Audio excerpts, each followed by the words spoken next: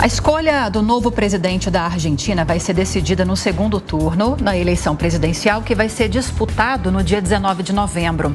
Para a gente falar mais sobre esse assunto, a gente recebe agora ao vivo aqui no Jornal da Manhã o Alberto Pfeiffer, que é coordenador do Grupo de Análise de Estratégia Internacional da USP. Doutor, bem-vindo ao Jornal da Manhã. Bom dia. Bom dia.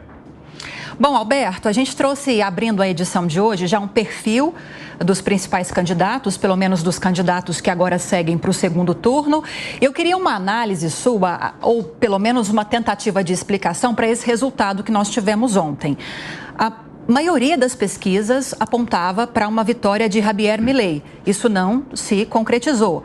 Temos em primeiro lugar Sérgio Massa, com quase 37% dos votos dos argentinos, mas não dá para comemorar tanto assim, porque me parece que foi o pior resultado para a esquerda dos últimos 40 anos de democracia.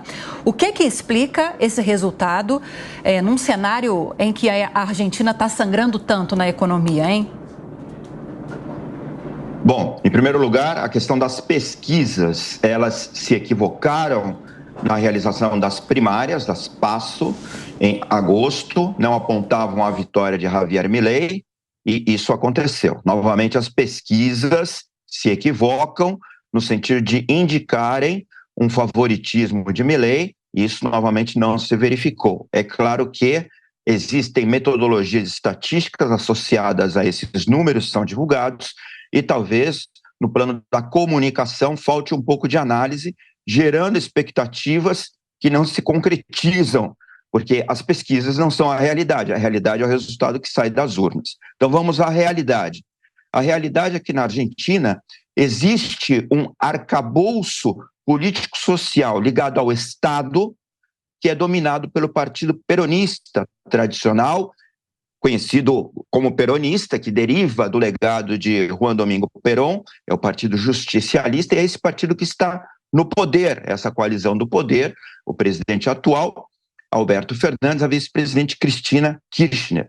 Esse emaranhado de tentáculos fisiológicos, clientelistas, corporativistas, ele garante um eleitorado vinculado ao Estado, funcionários públicos, aposentados, elementos ligados ao movimento sindical, de característica populista, que domina cerca de 30% a 35% do eleitorado argentino tradicionalmente. E esse número se refletiu na eleição de Sérgio Massa, ou na votação de Sérgio Massa. Então, isso está dentro de uma certa expectativa. Seria difícil que ele tivesse menos do que 30% do voto. Houve uma grande mobilização desse setor do espectro político, dada a possibilidade de perderem tudo que conquistaram ao longo de décadas, todo esse sistema de captura do Estado, com a eventual ascensão de Javier Milei ao poder, porque a grande mensagem de Milei é justamente acabar com o que ele chama de casta, que são essa multidão de pessoas, cerca de 30% a 40% da população argentina, está vinculada ao Estado, que depende do Estado, que depende de recursos públicos para se manter viva, para receber a sua renda. Então, esta foi o primeiro grande embate, digamos assim, entre o status quo e entre a ameaça que Milei representa, de terminar com esse status quo, diminuir o papel do Estado, reduzir o tamanho do Estado, reduzir o número de ministérios, mudar a lógica econômica com a substituição do peso por dólar ou por um certo conjunto de moedas que será divulgado no projeto de combate à hiperinflação. Muito bem, então nós agora vamos para o segundo turno.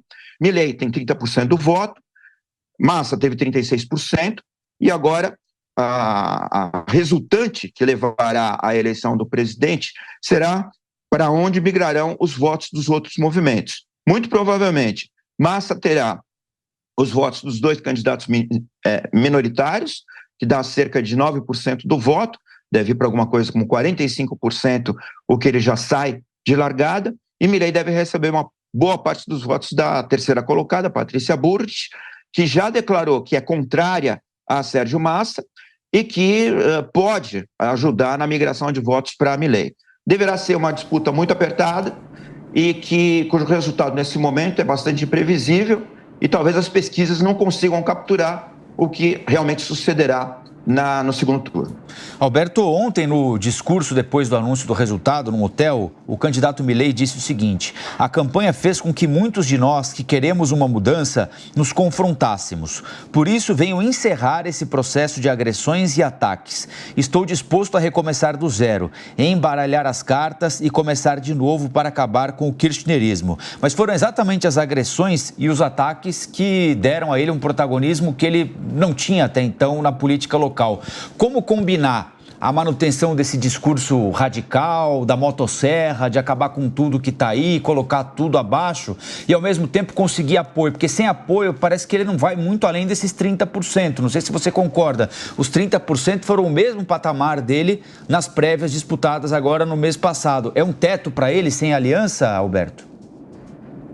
Parece que sim, foi consistente. Ele teve 30% nas PASSO, 30% agora no primeiro turno. O que não é pouco, 30% é um bom patamar para um candidato que chega fora do sistema político tradicional, com uma proposta revolucionária de uma reforma radical das instituições políticas e da lógica econômica argentina. Pretende diminuir o tamanho do Estado, reduzir impostos, reduzir substancialmente o endividamento público, estabilizar a moeda, acabar com a inflação, reduzir a inflação para patamares manejáveis pela população, reduzir a pobreza. É a mensagem que toda a população quer receber, é a mensagem que o argentino queria receber, e isso repercutiu. 30% do voto é um patamar expressivo. Ele, para conseguir ganhar essa notoriedade, ele usou de expedientes retóricos, sim, agressivos, bastante histriônicos, e isso também ajudou num tempo de comunicação de massa, num tempo de comunicação por redes virtuais, que tiveram um papel fundamental na disseminação de sua mensagem e na repercussão junto ao eleitorado que ele conquistou, que basicamente é o eleitorado mais jovem, mais masculino, mais desempregado e estabelecido nos centros urbanos. Muito bem. O que deve acontecer agora, claro, o primeiro turno é o momento da apresentação de propostas e da caracterização de cada candidatura. O segundo turno é a busca de um consenso mínimo, é uma amenização, um entendimento para que uma candidatura se viabilize.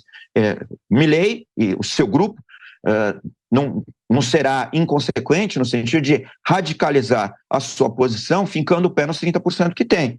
Eles tentarão, sim, moderar um pouco o seu discurso, estabelecer as condições de implementação das propostas que tem apresentado e que em alguns aspectos ainda não são perfeitamente compreendidas pela população, e atrair estratos do eleitorado mais ligados à livre iniciativa, mais ligados ao meio rural, mais ligados à liberdade democrática e menos vinculados ao Estado.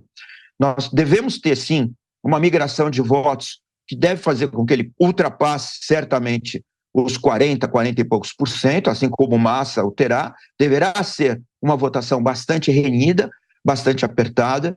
Não se descarta que escândalos, principalmente ligados ao peronismo, ao kirchnerismo, que é essa ala mais populista, mais à esquerda do peronismo, lembrando que Massa é um candidato com características um pouco mais de centro, um pouco mais liberais, digamos assim, no amplo espectro do peronismo, que é uma estrutura política bastante complexa e multifacetada, mas o fato é que Milei atrairá, sim, eleitorados urbanos, eleitorados rurais, eleitorados que rechaçam essa preponderância do Estado na condução da vida argentina, que levou ao empobrecimento geral. Hoje, cerca de 40% da população argentina está abaixo da linha de pobreza, ao desemprego, ao desalento e, mais que tudo, a um processo hiperinflacionário. A inflação hoje, anualizada, aos dados, a data de hoje está próxima de 130%, mas quando você olha os dados a futuro, elas já representam acima de 200%, os preços de atacado já chegando perto de 300%, 400%,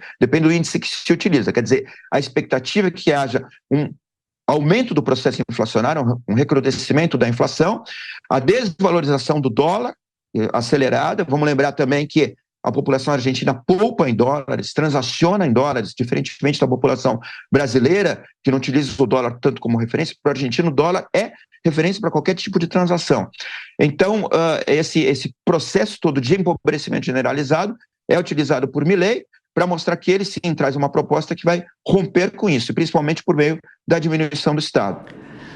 Pois é, o Jornal da Manhã está só começando. A gente ainda vai trazer muitas análises para você a respeito do resultado do primeiro turno nas eleições presidenciais na Argentina. Mas agora eu preciso encerrar a entrevista com o Alberto Pfeiffer, coordenador do Grupo de Análise de Estratégia Internacional da USP.